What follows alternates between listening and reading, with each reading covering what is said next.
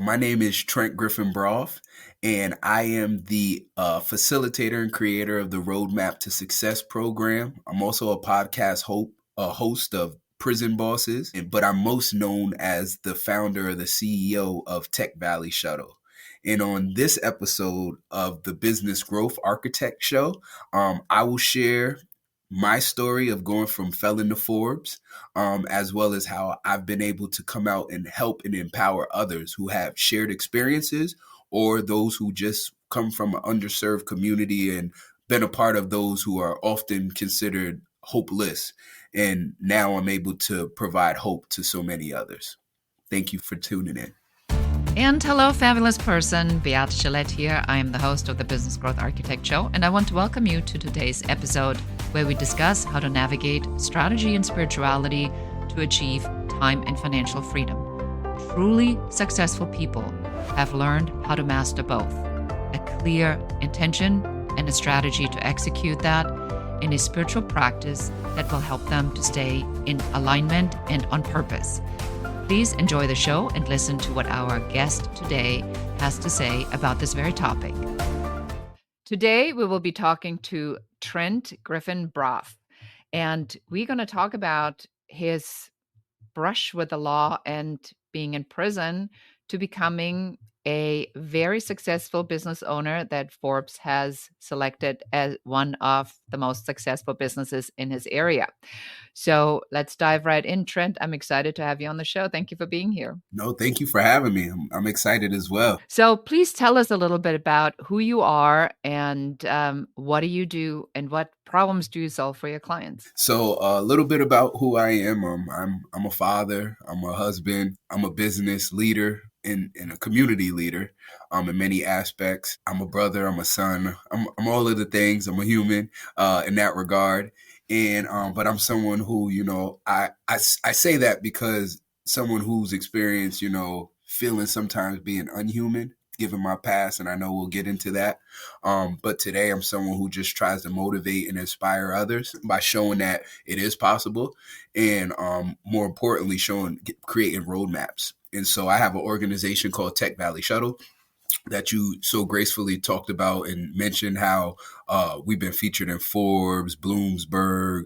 We were the 2023 SBA Small Business of the Year in upstate New York, all because we're community-based and we're really helping empower people through transportation and solving historical transportation barriers. And then additionally, I'm also the curator and the founder of the Roadmap to Success program, which is a workforce development tool that's being utilized now to aid in and empower underemployed communities, being that how to be successful in the workplace, how to go from entry-level roles to C-suite roles, or eventually starting your own business is just something that isn't taught. And now it is. I'm actually teaching it and, being a resource and uplifting individuals through that as well. And so just through my lived experience, I guess I'm now able to help others. And being that I know at one point I was hurt in my community, it just feels really good now to be a pillar in empowering my communities. Which I think is an incredible way or a unbelievable transition for you to have experienced. So tell us a little bit about, it wasn't always like this. So there was I'm trying to find a good way to say this. And that doesn't sound judgmental, but you had made mistakes or you had taken turns in the road that weren't going to get you the proper results. So how did you figure out this inflection point on getting yourself back to a different road?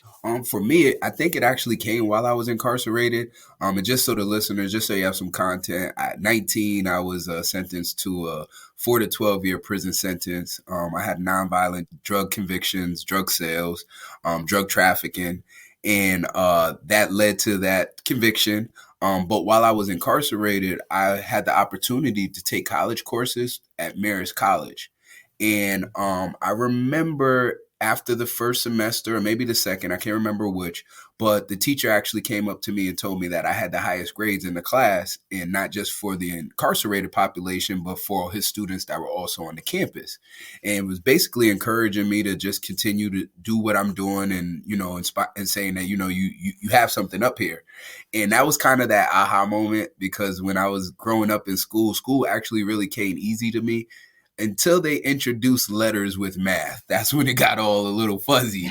Yes. And so I kind of, that moment brought me back to all of those report cards that said he would, if he applied himself, he would be better. If he wasn't a class clown or joking around, he would be better. He doesn't show up his best form of self. And he encouraged me to be a forever learner in that moment. And I told myself, I sold myself short as a youth, which helped land me where I was. But I told myself I would not sell myself short anymore, and I would commit myself to being a forever learner. And that's what I did. I went on a journey to learn as much as I could. This is such an interesting piece that I really have not heard a lot. So, was there a mentor? Was there a moment where this came to fruition? Did you have an aha moment? Did the sky open, the hand of God come? Like, what was it that made you realize that? It was that was definitely my aha moment. I always tell everyone that was my light bulb moment. Because I knew, you kind of can sense, and when you have some abilities, and when you're selling yourself short, or when you gave your all. And I just knew to that moment I never gave myself my all to anything except for basketball. And I did really good in basketball. I excelled in basketball. And so that also became, well, if I could do good in that, I could do good at anything if I really try. And now it just comes down to, how am I going to show up and put my best foot forward? And that really became, that moment. From that moment on, I really wasn't even taking the college that serious. It was just, it got me closer to my family, and I was more so focused on getting visits. But that changed the whole trajectory, because then I was proud of myself. I wanted to see how good I could really go, how far I could take it. And I've been on that mission ever since, to be a forever learner. So, how is somebody who is in prison, and I I can only imagine that it causes damage to your confidence and to your self-esteem, because people look at people who have made mistakes, that have been incarcerated, in a completely different way than somebody who's on the straight and narrow. How did you manage that from a spiritual perspective? Because there had to be some challenges on how you had to get sort of out of this judgment that others had of you and the judgment you had of yourself. Agreed. So no, it was that's a really packed question, a great question though. One, I explored a lot of different religions while I was incarcerated. I'm someone who, I grew up Christian. More specifically, my family were Jehovah's Witnesses. So at a young age, that's what I grew up knowing. I also went to Catholic school. So I had a very unique experience as a youth growing up when it comes to faith.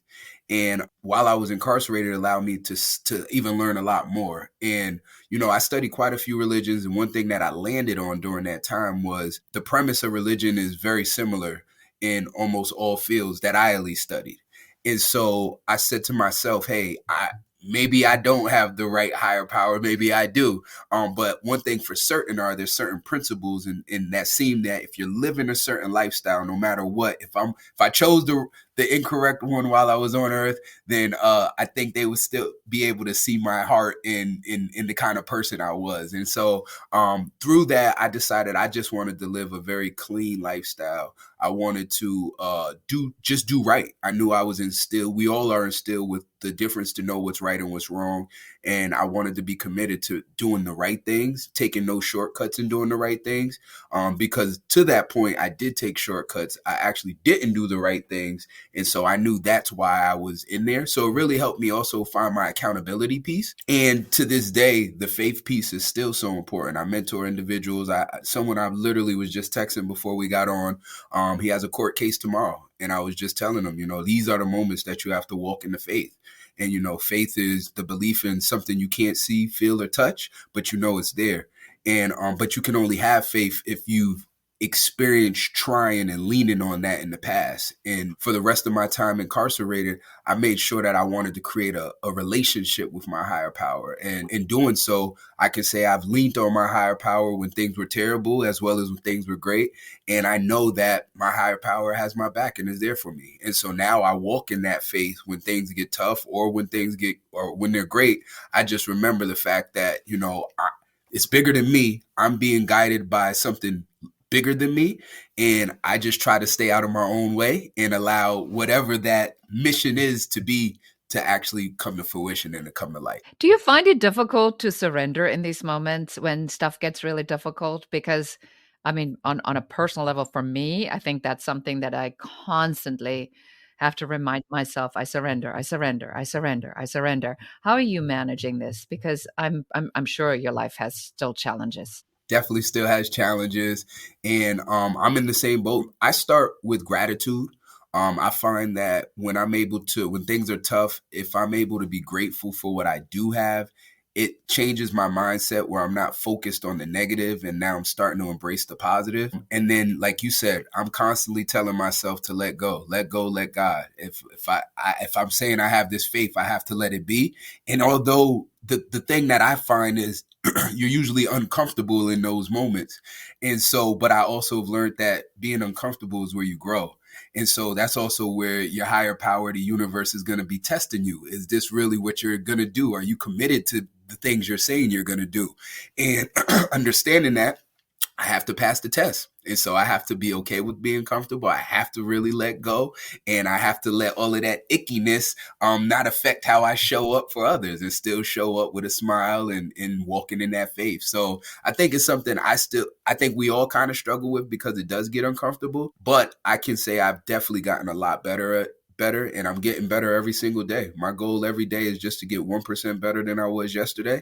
And I can feel myself actually getting better when it comes to going through tough things and being able to really rely on the faith and believe. Yes, and we're going to be diving into this next, talking about on how you pulled yourself out of that challenging situation into becoming who you are today, right after this quick message. Have you ever wondered what the actual amount of your true earning potential is in this market? To find out what your talent is worth, take our quiz at whatsyourtalentworth.com. You will find out your actual earning potential amount by using our proprietary profit formula. Enjoy the quiz, and again, the URL is whatsyourtalentworth.com. So, Trent, I really appreciate what you say because I can feel the spirituality or the aspect of your belief is infused in everything that you do. So you talked about that you had this pivotal moment where you realized that nobody was going to come to rescue you. The rescue was going to be an inside job. You pulled yourself together. Now you come out of prison. You are a changed man. And how do you get from there to building what you've built, being a leader in business? And let's just start there because I have some other questions in your leadership development portion, which you're very, very well known for. How do you then start when you're already behind? Great question. I think so. I'm released now. I'm home. I'm looking to change my life, and life is throwing me lemons, but it's hard to make lemonade at that point. And I say that because you're being told this is 2007. So in 2007, if you had a felony, good luck trying to get a job. But at the same time, a part of your condition on release is you have to have a job. So it put a lot of strain on you. But one thing I was committed to at that time was I was committed to not going back to jail. That was actually my goal. And so through that commitment, I was willing to do whatever it really took. That was a point in my life where I think I shook ego. And it's something that I encourage a lot of people you got to let the ego go. And I say that because before I became incarcerated, although I was only 19, I was kind of known for, what I was doing in terms of, I had cars, I had the jewelry, I had all of the things. And so from the outside looking in to my peer group and even to those who were a little older than us, I was like a part of that select few of peers, of youngsters who were like doing their thing, I guess you would say. And so now being released and you coming home, I remember, having to take a bus. And before I left, I had two cars. I had a Jeep. I also had an Infiniti. And so now this is the guy who was doing this thing, but you could catch him on the bus. And I knew I had to, again, become egoless. And it didn't matter. I didn't care if I had to take a job at McDonald's and I was serving people that I knew growing up or family members. I was just ready to make the commitment. I didn't end up selling burgers, but I did end up, my break came in the form of cleaning toilets at a Marriott. And I essentially took a part-time role cleaning toilets, and I showed up the best form of myself every day. I made a commitment. I said, no matter what, I'll be the best toilet cleaner in this area. I can assure you that.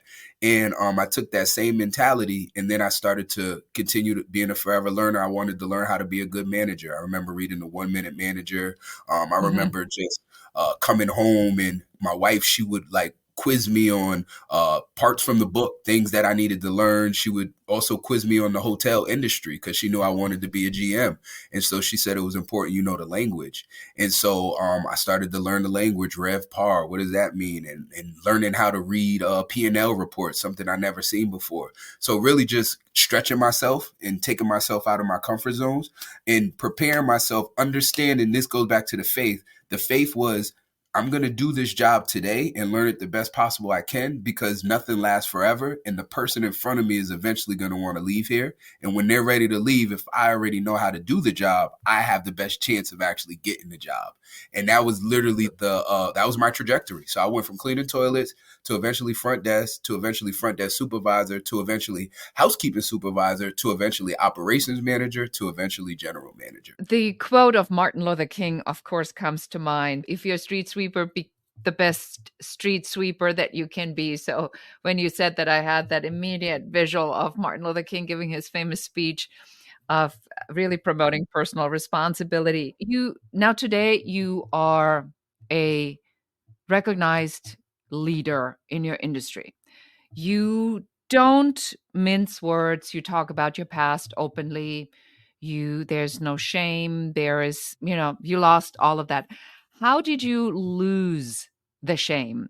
And I ask you this question very specifically because if I can count, I could not stop counting how many people I have encountered that carry shame and guilt for something that they didn't do perfectly, for something that they did do. Maybe you can help them to let something go that they've been carrying for a really long time. That's a great, great question. And for me, this is just on the eye, and hopefully other people can learn from it and maybe practice it as well. But the shame actually I got away from the shame when I once it didn't allow it to be a pain point for me anymore. I turned my pain into champagne.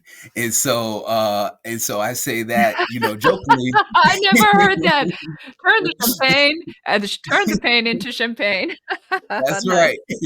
And so, but I was able to turn the pain into champagne by embracing where I had been and understanding that I had a unique lens and that I could help others through my story. And so that's really where I think the switch came when I started to identify that, wow, people gravitate to my story and I'm able to actually help others find hope because I'm a huge believer if you don't have hope, You have that nothing. kind of right, you have nothing. And so if we're talking about justice impacted veterans, people with disabilities, new citizens, all of these underserved populations, one thing that is usually forefront of everything is it feels hopeless for individuals. Yeah, I was able to see like, oh, I provide hope, which is huge. And then from there, I said, why would I ever not share my story and try to help others in the same way?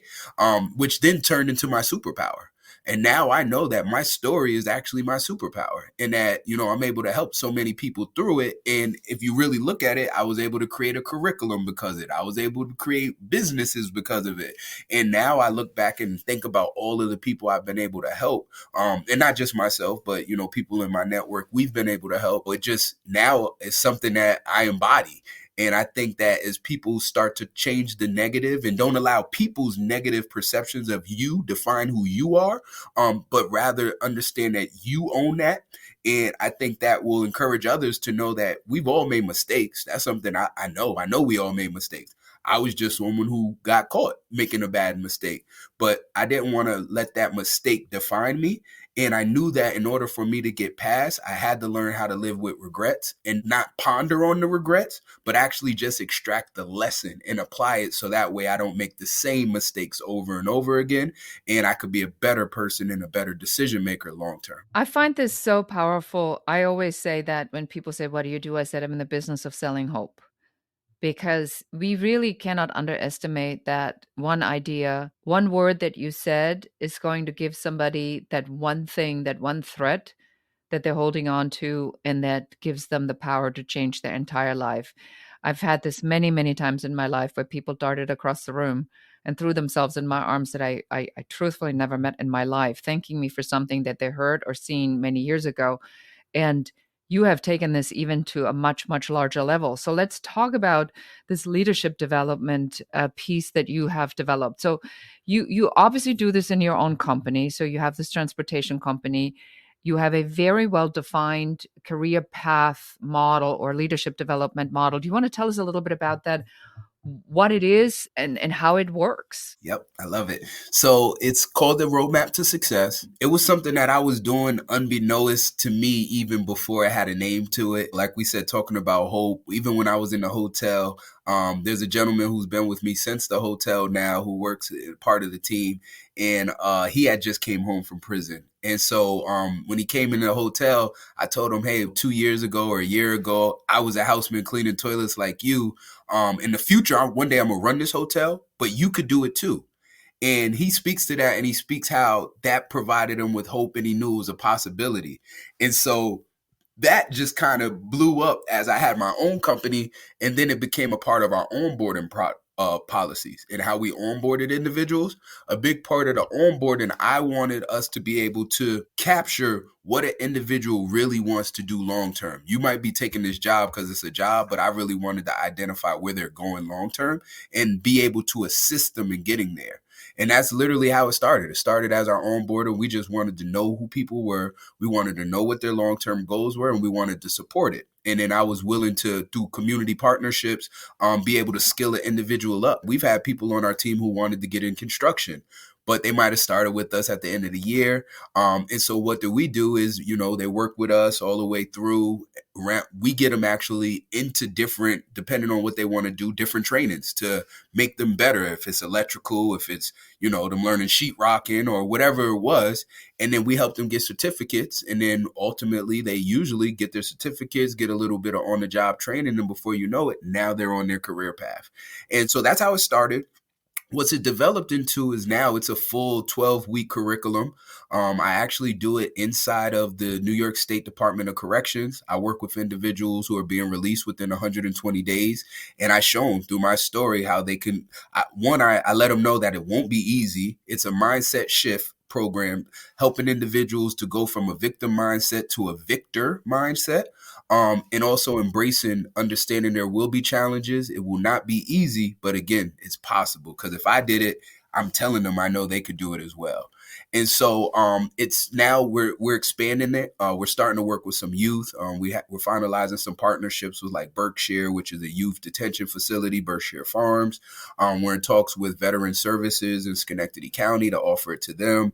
And I recently just had some talks with the homeless population, City Mission, as well as a SHIP program through Albany County Jail, in which we're exploring potentially providing it too for some individuals in the homeless who are experiencing homelessness.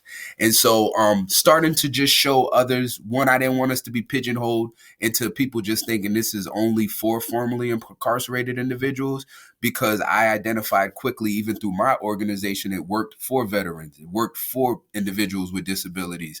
It worked for all of these different populations. So why pigeonhole ourselves, and why not actually open this up to the masses? And the flip side of that is there's a lot of workforce development programs that are out there, lived experience programs, as well as book programs.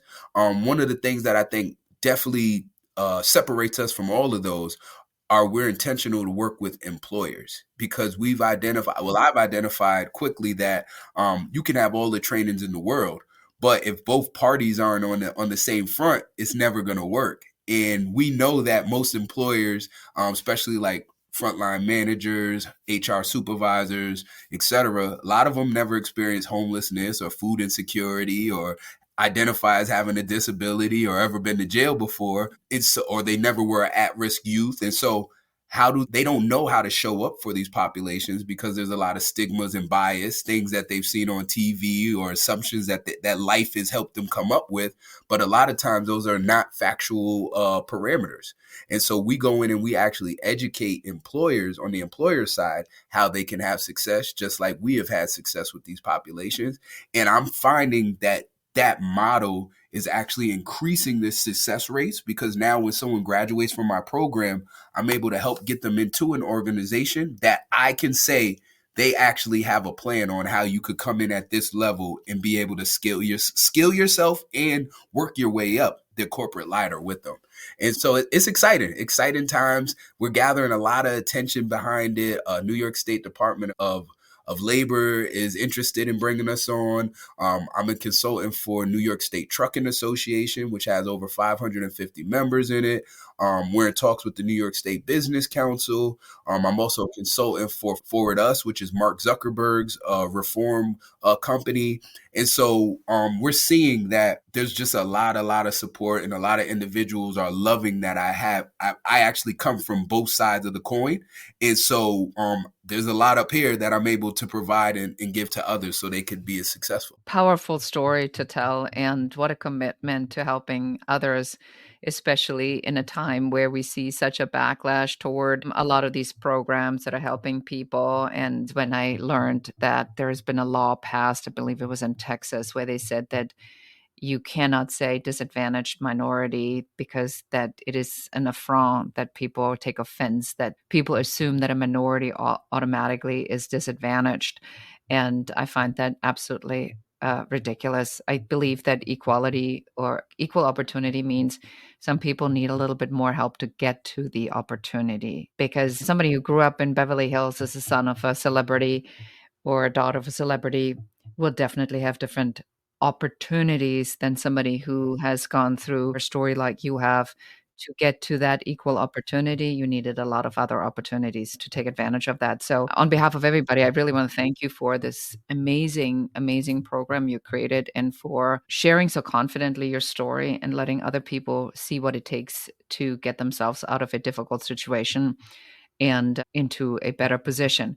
So for somebody who's now heard about this, where can they find you? So let's say somebody heard about the programs you do, wants to volunteer, or somebody who wants to learn about your business. Where can we send them? Love it. So you guys, anybody who's interested in learning more, you see that little box right there with my name? Literally, that's it. On every social platform, you can find me by my name it's either I am Trent Griffin-Braaf or just Trent Griffin-Braaf. On LinkedIn, I'm on Facebook, Instagram, and TikTok as well. And then as well as that's also the address to my website for anything workforce related, www.trentgriffinbraaf.com, no hyphen. And then Tech Valley Shuttle is the name of my transportation company. That's TECHVALLEYSHUTTLE.com. That's our actual website, and our handles on all social medias is also at Tech Valley Shuttle. And so would love, thank you for that question, and would love to engage, or feel free to shoot me over some questions. I'm an open book. I tell people this all the time. I'm literally an open book.